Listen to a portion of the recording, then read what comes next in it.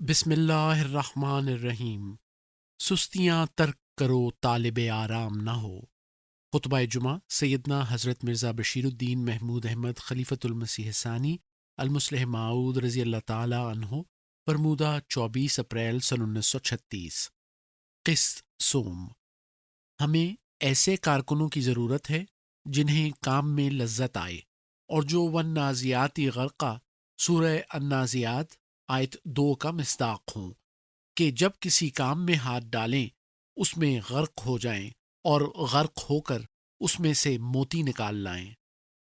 حقیقت یہ ہے کہ اصل ملیریا وہ ہے جو دل سے پیدا ہوتا ہے۔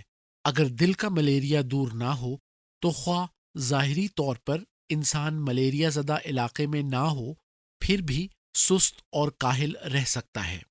چنانچہ یورپ میں بھی سست لوگ ہیں، حالانکہ وہاں ملیریا نہیں۔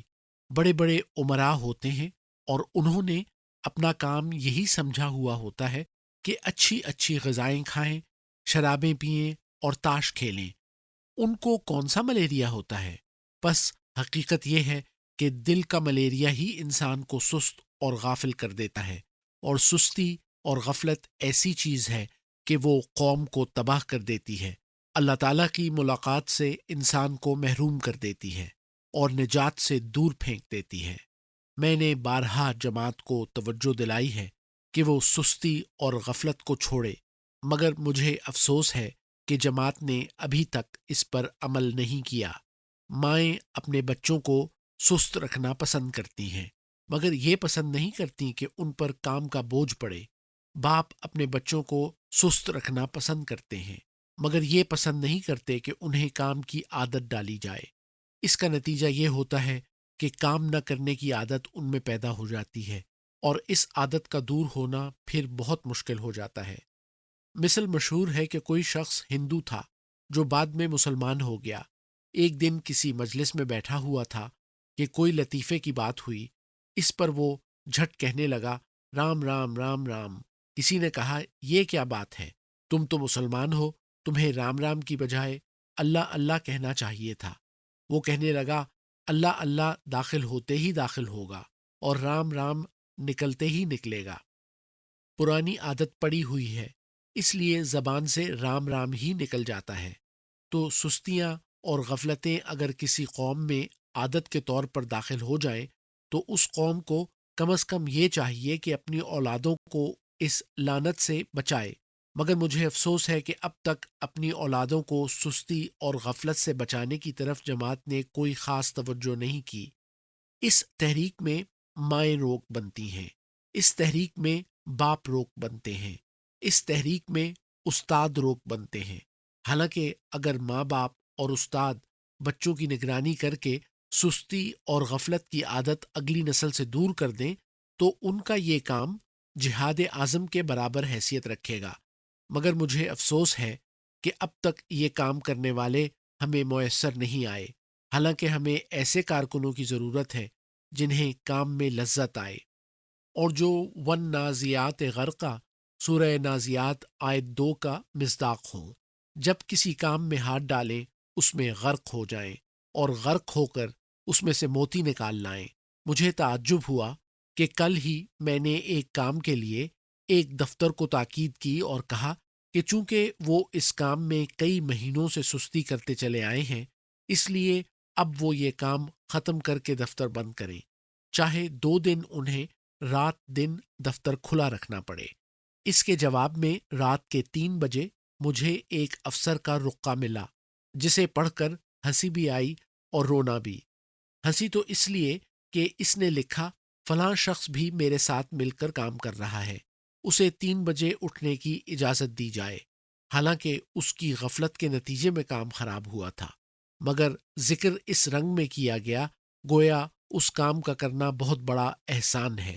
اور رونا مجھے اس لیے آیا کہ میں نے کہا تھا چاہے 2 دن انہیں دن رات دفتر کھلا رکھنا پڑے، کھلا رکھیں اور اس کام کو ختم کریں، مگر مجھے لکھا گیا کہ اب تو 3 بج چکے ہیں، اب ہم میں سے بعض کو جانے کی اجازت دی جائے۔ وہ تو نوجوان ہیں اور اس لحاظ سے انہیں کام زیادہ کرنا چاہیے، مگر میری تو عمر ان سے زیادہ ہے، صحت بھی کمزور ہے، لیکن سال میں بیسیوں دن ایسے آتے ہیں جب رات کے 3-4 بجے تک مجھے کام کرنا پڑتا ہے، مگر انہیں یہی بات اچنبھا معلوم ہوئی کہ ایک دن انہیں رات کے 3 بجے تک کام کرنا پڑا اور اس کے بعد انہیں ضرورت محسوس ہوئی کہ کام چھوڑنے کی اجازت لیں۔ گویا ان کے نزدیک 3 بجے کے بعد اگر کام کیا جائے تو موت ہی آ جاتی ہے۔ حالانکہ بیسیوں دن سال میں مجھ پر ایسے آتے ہیں جب مجھے 4 بجے تک بیٹھ کر کام ختم کرنا پڑتا ہے، اور اس میں بعض دفعہ میں اپنی بیویوں کو بھی شامل کر لیتا ہوں۔ ابھی 8 دن ہوئے، رات کے وقت سخت گرمی تھی اور میں پسینے میں شرابور تھا۔ میری بیوی بھی بیمار تھیں، مگر میں نے انہیں کہا کہ تم زائد رقعے پڑھ کر مجھے دیتی جاؤ اور بتاتی جاؤ کہ اس میں کیا لکھا ہے، کیونکہ کام بہت سا اکٹھا ہو گیا ہے۔ چنانچہ ہم دونوں نے بیٹھ کر رات کے 3 بجے تک کام ختم کیا اور سوتے ہوئے قریباً 4 بج گئے۔ یہ بات بتاتی ہے کہ ہماری جماعت کے نوجوانوں کو ابھی کام کرنے کی عادت نہیں، ورنہ اگر کام کرنے کی عادت ہو تو 3 بجے تک کام کرنے کو اہمیت دینا تو ایسی ہی بات ہے جیسے کوئی شخص تنکا اٹھا کر ناچتا پھرے کہ میں نے کتنا بوجھ اٹھایا ہوا ہے۔ ایسی کئی راتیں مجھ پر گزری ہیں جن میں صبح کی نماز تک کام کرنا پڑا۔ کئی کتابیں میں نے ایسی لکھی ہیں جن میں بعض دوسرے دوست بھی میرے شریک تھے، اور ہم صبح تک کام کرتے چلے گئے، صبح کی نماز پڑھ کر پھر بیٹھ گئے اور رات تک کام کرتے رہے۔ بس کام کرنے سے گھبرانا ایک ایسی بات ہے جو میری سمجھ سے بالا ہے۔ حالانکہ میری غرض تحریک جدید اور ان صیغوں کے قائم کرنے سے ہے ہی یہ کہ لوگوں کو کام کرنے کی عادت ڈالی جائے اور نئی پود اتنا کام کرنے کی عادی ہو کہ وہ سمجھے ہی نہ کہ کام ہوتا کیا ہے۔ یہی لعنت تو میں دور کرنا چاہتا ہوں کہ اب 6 بج چکے ہیں، اب 7 بج چکے ہیں، اب 10 بج چکے ہیں، اور ہمیں دفتر بند کر کے چلے جانا چاہیے، کیونکہ یہ نہیں دیکھا جائے گا کہ 10 بج چکے ہیں یا نہیں، بلکہ یہ دیکھا جائے گا کہ کام ختم کر لیا گیا ہے یا نہیں، یا کام ختم ہونا ناممکن تو نہیں ہو گیا۔ میں یہ مانتا ہوں کہ انسانی طاقت کی حد ہے، مگر جو اس حد سے پہلے ہی رہ جاتے ہیں وہ کسی تعریف کے مستحق نہیں سمجھے جاتے۔ کام کرنے والے لوگ تو جب انہیں کوئی ضروری کام لاحق ہو، وہ 2 راتیں مسلسل جاگنا بھی کوئی بڑی بات نہیں سمجھتے، اور در حقیقت کام کرنے والا آدمی اگر کام کر کے تھوڑا سا سو جائے تو پھر دوبارہ اس کے کام کرنے کی ویسی ہی طاقت پیدا ہو جاتی ہے جیسے پہلے ہوتی ہے۔ ایسی صورت میں جب کوئی ضروری کام آ پڑے، ہو سکتا ہے کہ ایک سو جائے اور دوسرا کام کرتا رہے، پھر دوسرا سو جائے اور پہلا کام کرنے لگے، گویا باری باری وہ کام کرتے رہیں۔ اسی طرح کام بھی ہو جاتا ہے اور تھکان بھی محسوس نہیں ہوتی، مگر جب تک یہ احساس پیدا نہیں ہوتا کہ ہم نے کام ختم کرنا ہے، وقت نہیں دیکھنا، اس وقت تک کاموں میں تعویق ہوتی چلی جائے گی۔ یہی وجہ ہے کہ جو کام 24 گھنٹے میں ہو سکتا ہے، ہمارے آدمی اس پر ہفتہ ہفتہ لگا دیتے ہیں، اور پھر بھی بعض دفعہ آسن صورت میں نہیں ہوتا۔ پس میں اس امر کو اس لیے خطبے میں بیان کر دیتا ہوں کہ ایک طرف جماعت کو میں توجہ دلانا چاہتا ہوں کہ اس معاملے میں اس کے تعاون کی ضرورت ہے۔ جو بچے گھروں پہ رہتے ہیں ان کے متعلق والدین کا فرض ہے کہ وہ انہیں کام پر لگائیں اور محنت اور مشقت کی انہیں عادت ڈالیں۔ مثل مشہور ہے کہ خربوزے کو دیکھ کر خربوزہ رنگ پکڑتا ہے۔ اگر نوجوانوں کا ایک حصہ ایسا ہو جو سست، کاہل اور غافل ہو تو انہیں دیکھ کر دوسرے بھی متاثر ہوتے ہیں۔ بس انہیں جفاکش اور محنتی بناؤ، اور اگر بیماریاں ان کی سستی کا باعث ہیں تو ان کا علاج کرو، لیکن اگر بیماری کوئی نہ ہو اور انسان پھر بھی کاہل اور غافل ہو اور کام سے جی چرانے لگے تو ایسا انسان اپنے ملک کے لیے عار اور اپنے مذہب کے لیے ننگ کا موجب ہوتا ہے۔ اس کے ساتھ ہی میں صدر انجمن کے دوسرے کارکنوں سے بھی کہتا ہوں کہ وہ اس معاملے میں تعہد سے کام لیں اور محنت سے کام کرنے کی عادت ڈالیں۔ ممکن ہے میری غلطی ہو، لیکن میرا اندازہ ہے کہ ہم میں سے سب سے زیادہ محنت سے کام کرنے والے لوگ بھی اپنی طاقت سے تیسرا حصہ کام کرتے ہیں۔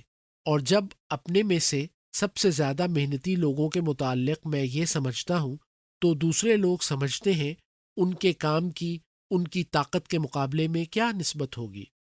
بہرحال میرا یہ اندازہ ہے کہ ہم میں سے محنتی شخص بھی اپنی طاقت سے تیسرا حصہ کام کرتا ہے، کچھ تو اس طرح کہ وہ ہوشیاری سے کام نہیں لیتا اور آدھ گھنٹے کا کام گھنٹے 1.5 گھنٹے میں کرتا ہے، اور کچھ اس طرح کہ جتنا وقت کام کے لیے دینا چاہیے اتنا وقت وہ نہیں دیتا، اور اگر کارکن وقت بھی زیادہ دیں اور چستی سے بھی کام لیں تو میں سمجھتا ہوں موجودہ نسبت سے وہ 3 گنے زیادہ کام کر سکتے ہیں۔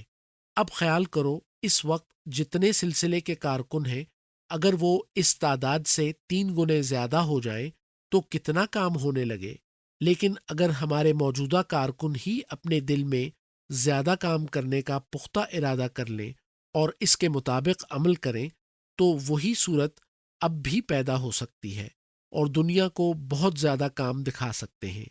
کتنی ہی تبلیغ بڑھ سکتی ہے اور کتنی ہی تربیت بڑھ سکتی ہے، غرض اللہ تعالیٰ تو قدھا چاہتا ہے، اور وہ چاہتا ہے کہ انسان اتنی محنت کرے کہ اس کے جسم میں ہزال پیدا ہو جائے۔ باقی آئندہ۔